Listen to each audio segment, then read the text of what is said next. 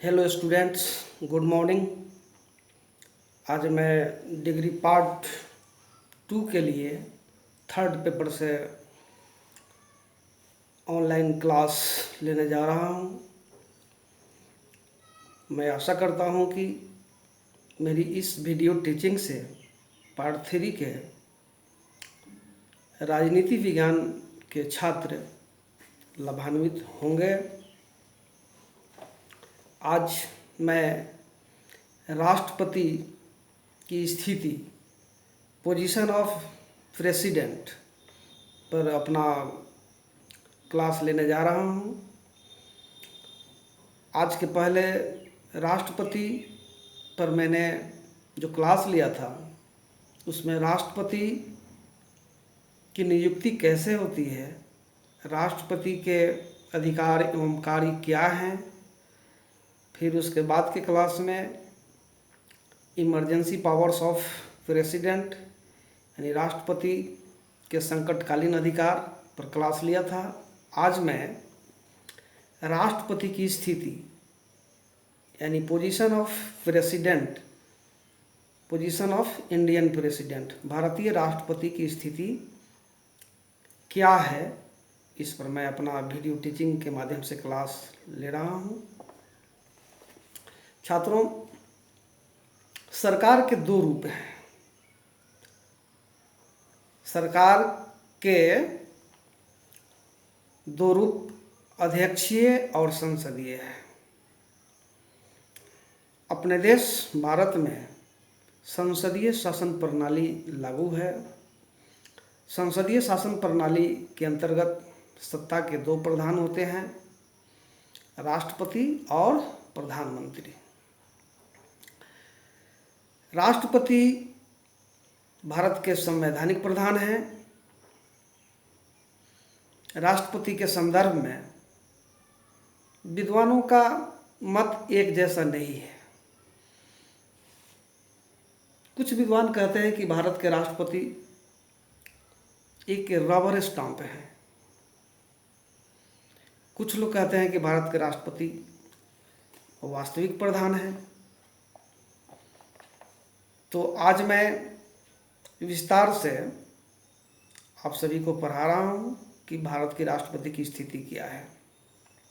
भारतीय राष्ट्रपति की वास्तविक स्थिति का निर्धारण एक विवादग्रस्त प्रश्न है।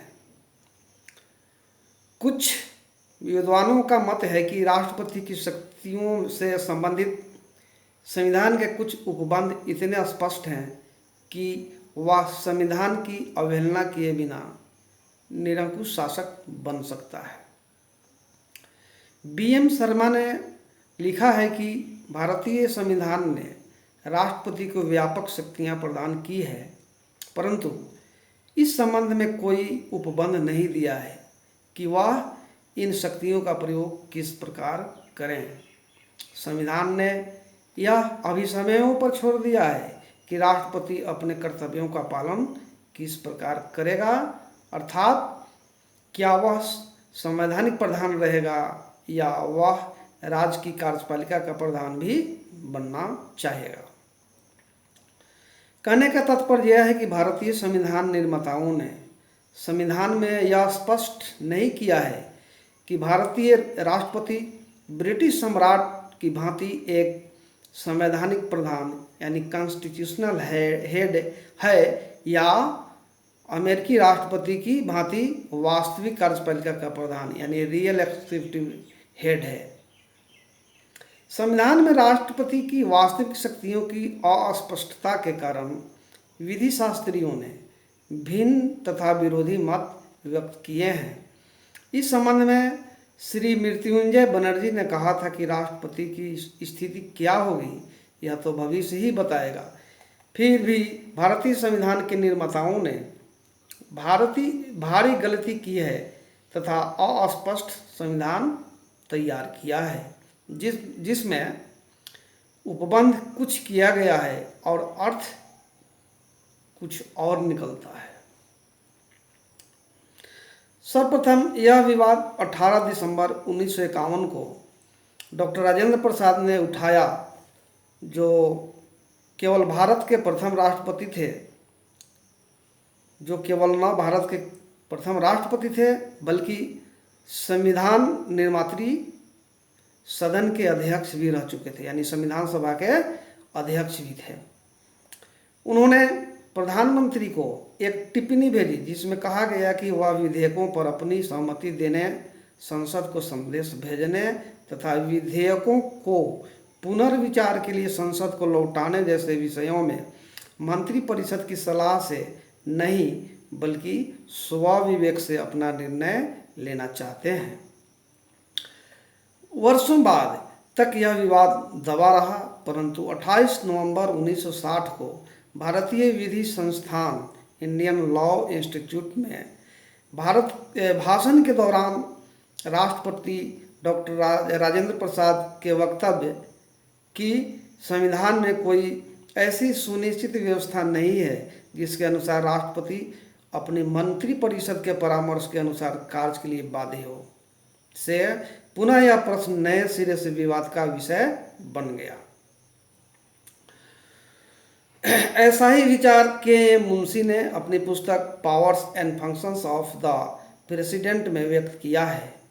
उन्होंने अपनी पुस्तक में लिखा है कि भारतीय राष्ट्रपति को एक संवैधानिक अध्यक्ष से अधिक निश्चित और सकारात्मक भूमिका प्राप्त है। राष्ट्रपति की कुछ शक्तियां उच्च मंत्रिमंडलीय है और उनके संबंध में मंत्रिमंडल कोई परामर्श नहीं दे सकता। परंतु पंडित जवाहरलाल नेहरू की स्पष्ट उक्तियों ने इस विवाद को दबा दिया और राष्ट्रपति का पद कार्यपालिका के एक नाममात्र प्रधान के रूप में देखा जाने लगा। पुनः चौथे आम चुनाव के बाद कांग्रेस एकाधिकार की समाप्ति और अधिकतर राज्यों में गैर कांग्रेसी मंत्रिमंडल के गठन से पुनः इस विवाद को उभार दिया तथा गैर कांग्रेसी भविष्यवक्ता राष्ट्रपति एकता के प्रतीक और भारतीय संविधान के संरक्षक के रूप में देखने लगे। यद्यपि इस विवाद ने कभी गंभीर रूप धारण नहीं किया, फिर भी समय समय पर यह उभरता रहा। वी गिरी ने तो एक समय कह दिया कि मंत्रियों के परामर्श पर कार्य करने का मतलब यह नहीं कि राष्ट्रपति उनकी हर सलाह को अनिवार्य रूप से मान ही ले। उन्होंने कहा कि राष्ट्रपति को मंत्री से यह कहने का अधिकार है कि उसके दिए गए परामर्श राष्ट्रपति को मान्य होगा।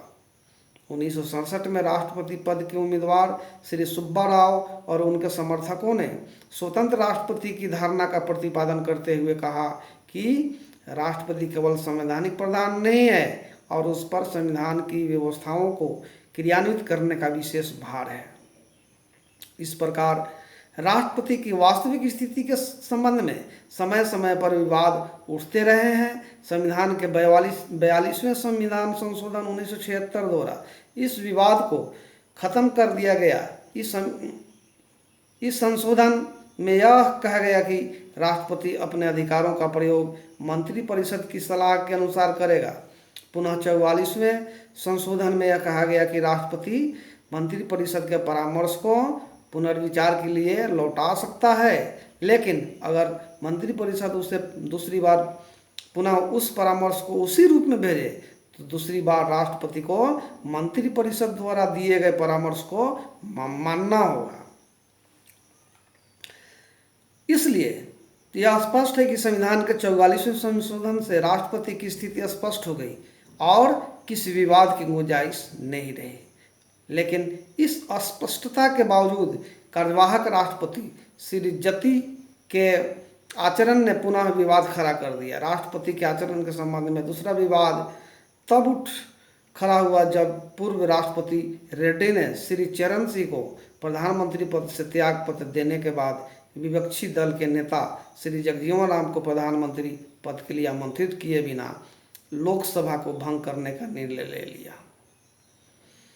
पुनः 1987 में तो ज्ञानी जैल सिंह और प्रधानमंत्री श्री राजीव गांधी में तनाव इतना बढ़ गया कि राष्ट्रपति द्वारा प्रधानमंत्री को बर्खास्त करने की बात सुनी जाने लगी।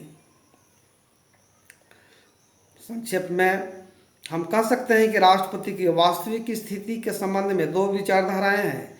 एक विचारधारा के समर्थकों का कहना है कि भारत में संसदीय शासन प्रणाली को अपनाया गया है, अतः इस प्रणाली के चलते राष्ट्रपति को अमेरिका के राष्ट्रपति जैसा कार्यपालिका के वास्तविक प्रधान बनने की कोई गुंजाइश ही नहीं है। इस विचारधारा के समर्थक माइकल ब्रेचर, सीए एलेक्जेंड्रोविच, एमसी शीतलवाद और मोहन कुमार मंगलम हैं। दूसरी विचारधारा के समर्थकों का कहना है कि राष्ट्रपति के पास वास्तविक शक्तियां हैं तथा वह उनका प्रयोग अपने विवेक के अनुसार कर सकता है। इस विचारधारा के समर्थक के.एम. मुंशी, बी.एम. शर्मा तथा श्री सुब्बाराव हैं। राष्ट्रपति की वास्तविक स्थिति के संबंध में किसी निष्कर्ष पर पहुंचने के पहले उपर्युक्त दोनों विचारधाराओं की समीक्षा आवश्यक है, अर्थात कुछ लोग राष्ट्रपति को संवैधानिक प्रधान मानते हैं और कुछ उसे वास्तविक प्रधान मानते हैं। इन दोनों पक्षों के समीक्षा के बाद ही एक सही निष्कर्ष पर पहुंचा जा सकता है। प्रिय छात्रों, मैं आशा करता हूं कि मेरी इस वीडियो टीचिंग से आप अपनी तैयारी राष्ट्रपति की स्थिति, पोजीशन ऑफ प्रेसिडेंट की कर सकते हैं। आज इतना ही। मैं आप सभी को आशीर्वाद देता हूं और निर्देशित भी करता हूं कि आप लॉकडाउन का पालन करते रहें, सोशल डिस्टेंसिंग का पालन करते रहें और सुरक्षित रहें।